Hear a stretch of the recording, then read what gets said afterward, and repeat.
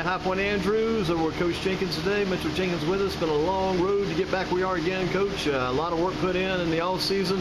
A lot of work put into preseason. You're not just coaching kids. You're working with families, making sure everything's straight. A lot of work put in. Yes, sir. How's it gone so far?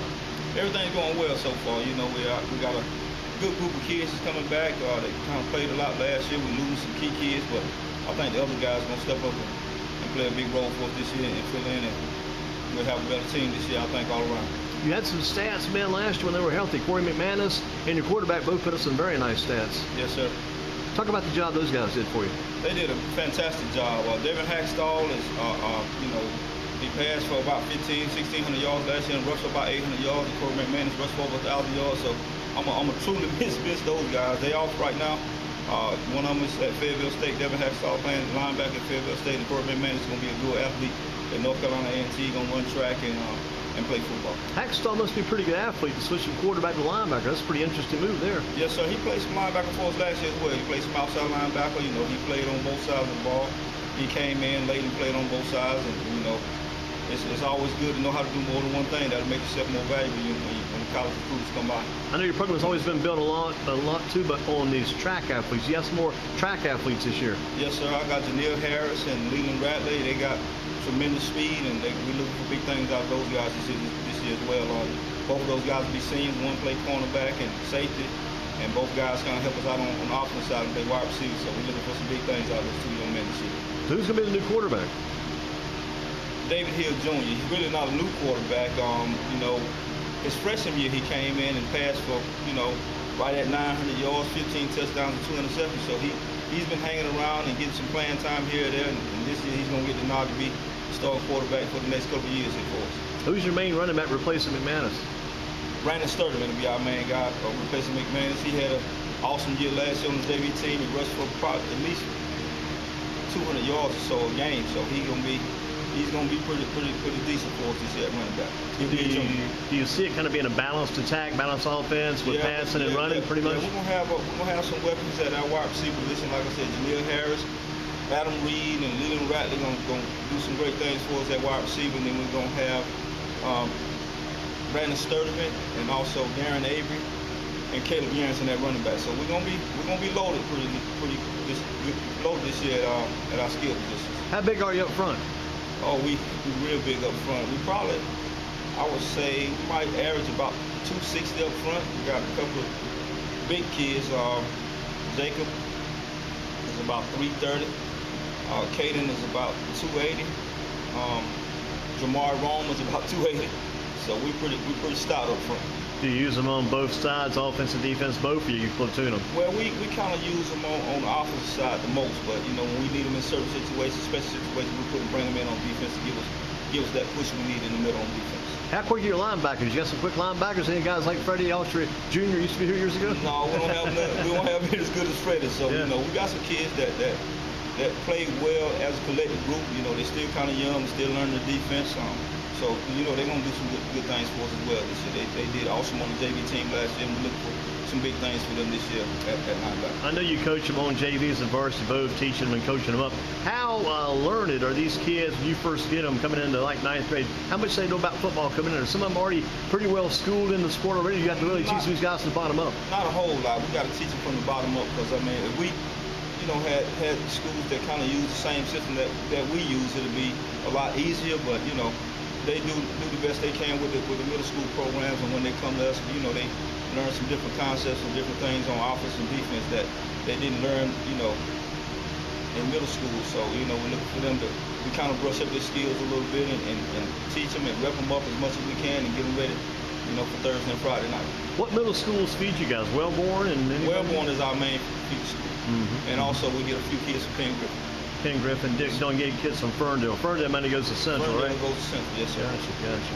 Well, how tough is that conference going to be again this year? You guys know Reedsville, right? Yes, sir. How tough is it going to be this year? Because Reedsville see a couple guys move or change, you go around. Does that open the door up maybe to try to catch Reedsville now? Yeah, maybe so. I hope so. You know, it's going to be pretty much the same as it was last year. We finished third in the conference. We're looking to finish, you know, better than third this year. I think we're going to be one of the teams to watch for in the conference this year. Reedsville with us, and you know, West Stokes. You know, Walkertown, you know, the kids kind of playing better, and that's the Norfolk site.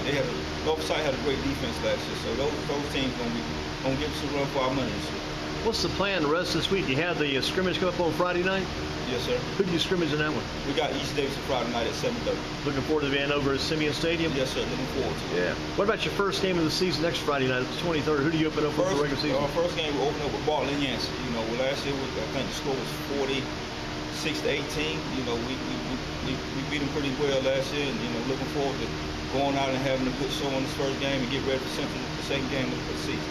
Do you open up at Bartlett Yancey? Open up here? We open up at Bartlett Yancey. So you go on the road first game of the season. I know they've improved some. At one time they were getting whipped pretty bad over the years and kind of became a doormat. But now I think they've improved some because I don't think there's anybody around right now. You have to improve and get better to exist in this football program these days. No matter what, if you don't improve and get better, you can't stick around. Yeah, you can't survive. You don't try to get better. And a lot of times, a lot of guys kind of skip and go around from different programs. You gotta kind of stick and stay and build a program. If you're gonna get better. I mean, it's hard when you got kids with the NIL and coaches, looking at more attractive places to go. But a lot of times, if you leave one problem, you're gonna find another problem at another place, regardless of wherever you coach at. Things might get better at some point, but it may be something else that you got to work on and get better at to survive. As a coach in high school football. I guess a lot of collective thinking, people talking about thinking the same way. They probably, you look at the big picture, grass is not always greener on the other side. No, sir, it's not. Never be on the other side. I mean, regardless of where you're at or where you got to go, you got to still work, no matter what. And you got to earn your spot, got to work to keep your spot. Yes, sir. And that first game coming up soon, I guess your home opener is going to be coming up against, you say, Bartlett Yancey here, or that you're going there. Yeah. Your home opener would be against Central at Simeon Stadium, second game of the season then. Well, I mean, we share the stadium. They'll be the home team this year, so that'll be to us. Regardless if we on the visitor side or the home side, we feel like we still that's always home to you. Yes, sir. And that's always such a big game for you too. No matter how struggling along you might be or they might be, and this time around, like they've been struggling some with numbers and things in recent years, trying to keep that program going as strong as they can. Yes, but no matter what condition the teams are in, the kids love that game. They get hyped up. That's one of the biggest games. That goes to the Grimsley and Page type games, the Northern Gopher, Northwest Gopher games, like Ragsdale Southwest, and those games over the years, Northern and Northwest. It's one of the games like those guys. It's actually been around longer than some of those other rivalries have. It's been around about as long as the Page Grimsley. Maybe just quite close to that, I think. Well, I think it's been around for at least 53, 54 years or so. It's been a big time rivalry. The kids look forward to it. They actually get up for this game. To them, this is their Super Bowl. Their high school Super Bowl game. They get a chance to play against their family and friends and guys they went to other schools with. So, we're all looking forward to it. Central and us, we look forward to that game every season. To get a video highlight in that game was a big thing because they love to see what they do when they come up big play and make a big play in that game. That's when they'll remember probably 25, 30 years down the road. Yep. Always. I tell the kids, you lose this game, you got to live with the rest of your life. So.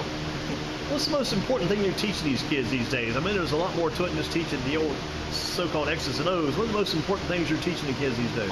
Time management, discipline, and being trustworthy. Those are the big three for me. You got to teach them to be on time. You got to teach them to manage their time well, and you got to teach them to be disciplined. You got to be able to do the same things over and over and over, be on time, and the more you're doing, like I said, repetition is the mother of skill. If you do it the right way all the time and you be where you're supposed to be, on time, don't be on time. If you're early, you're on time. You're on time, you're late. Well, that's what I teach. I've been teaching that since I've been here. Exactly. Yes, sir. And you look at it over the years, is it a little bit easier when they finally do get back in school at a regular schedule because the schedule's pretty much set, they go by it? Is it easier to get them to practice and coach them and get them ready then? Yes, sir. When they get back in school, they get a little bit more focused.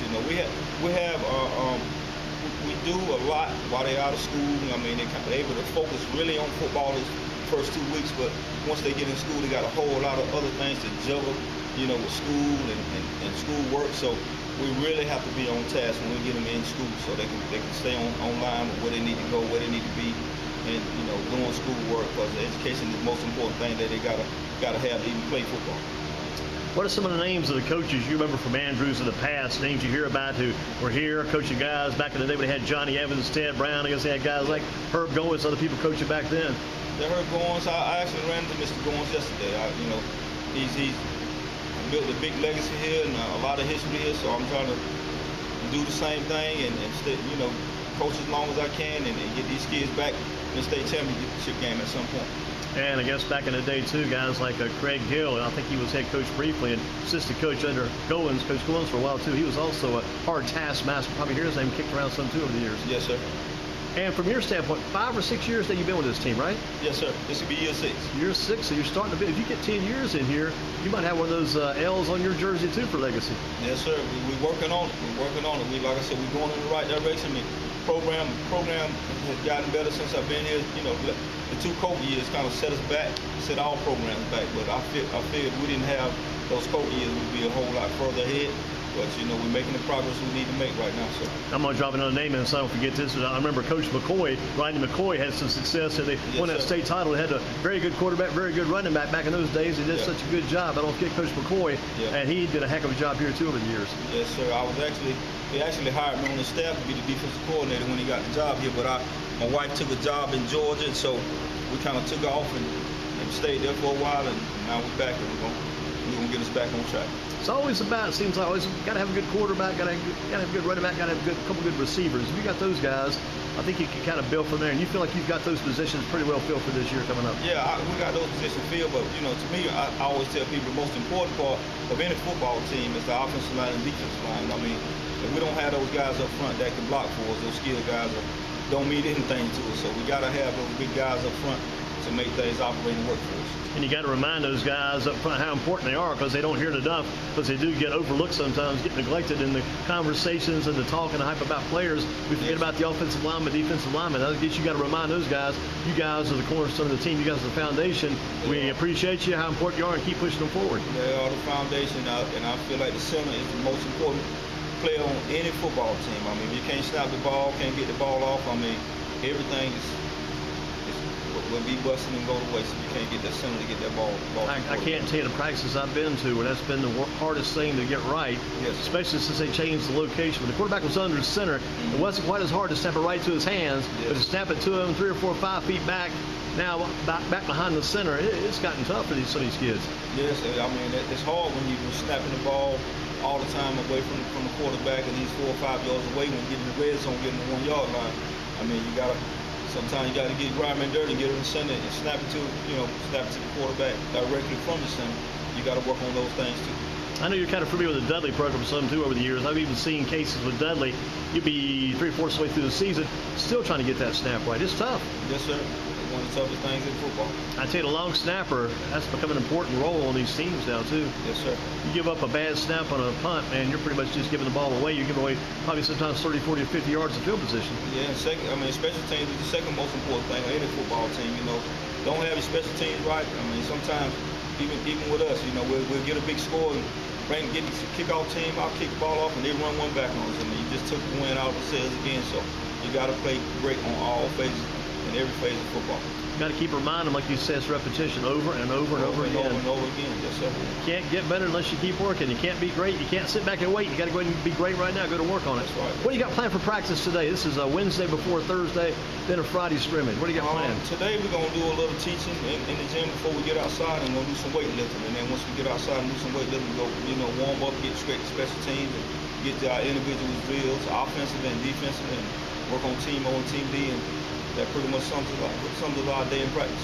As you get ready for games and now get further as you get through the preseason, regular season, do you keep the heavy contact or lay off the contact or heavy contact now? No, I mean, you're only allowed to do so much contact anyway. So, we have a lot of contact maybe on Tuesdays and Wednesdays. Mondays, you're kind of still teaching and trying to get some weightlifting in and get some film in. So, there's so much that comes with the game of football. You got to teach on every corner and every aspect and every spectrum. So, I remember back in the day in football, weightlifting was like in the off season and in the summer. In the summer, it was religion. In summer, Monday, Wednesday, Friday, you'd never miss a day.